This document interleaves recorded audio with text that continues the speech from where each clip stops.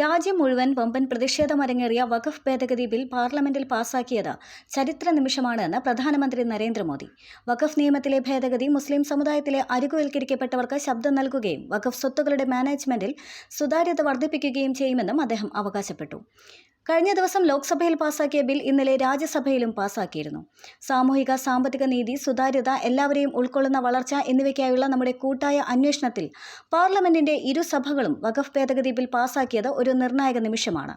പ്രത്യേകിച്ചും വളരെ കാലമായി പിന്നാക്കം നിൽക്കുന്ന, അങ്ങനെ ശബ്ദവും അവസരവും നിഷേധിക്കപ്പെട്ടവരെ ഇത് സഹായിക്കുമെന്നായിരുന്നു പ്രധാനമന്ത്രി നരേന്ദ്രമോദി പറഞ്ഞത്. 2019 മുത്തലാഖ് നിയമവിരുദ്ധമാക്കിയതിന് ശേഷം മുസ്ലിം സമൂഹവുമായി ബന്ധപ്പെട്ട് BJP കൊണ്ടുവരുന്ന മറ്റൊരു പ്രധാന മാറ്റമാണ് വഖഫ് ബിൽ. വഖഫ് ബിൽ മുസ്ലിങ്ങളിലെ ദരിദ്രരെ സഹായിക്കാൻ ലക്ഷ്യമിട്ടുള്ള ഒരു പരിഷ്കരണ നടപടിയാണെന്നാണ് BJP അവകാശപ്പെടുന്നത്. മുസ്ലിം സമുദായത്തിന്റെ കാര്യങ്ങളിൽ അവർക്ക് യാതൊരു പങ്കുമില്ലായിരുന്നുവെന്നാണ് BJPയുടെ വാദം.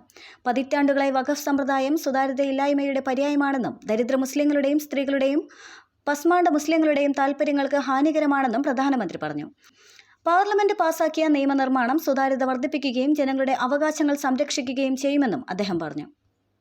വഖഫ് ഭേദഗതി ബിൽ നിയമമാക്കാൻ ഇനി രാഷ്ട്രപതിയുടെ അനുമതിയാണ് ആവശ്യമുള്ളത്. ഈ ബിൽ കൂടുതൽ ആധുനികവും സാമൂഹിക നീതിയോട് സംവേദനക്ഷമതയുള്ളതുമായ ഒരു യുഗത്തിന് തുടക്കമിടുന്നെന്ന് പ്രധാനമന്ത്രി കൂട്ടിച്ചേർത്തു.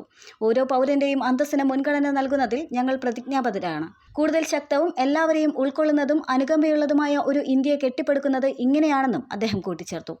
വഖഫ് നിയമത്തിൽ കൊണ്ടുവന്ന ഭേദഗതി അനുസരിച്ച് വഖഫ് കൗൺസിലിൽ 2 വനിതാ അംഗങ്ങൾ ഉൾപ്പെടെ പരമാവധി 4 അമുസ്ലിം അംഗങ്ങൾ ഉണ്ടായിരിക്കണം.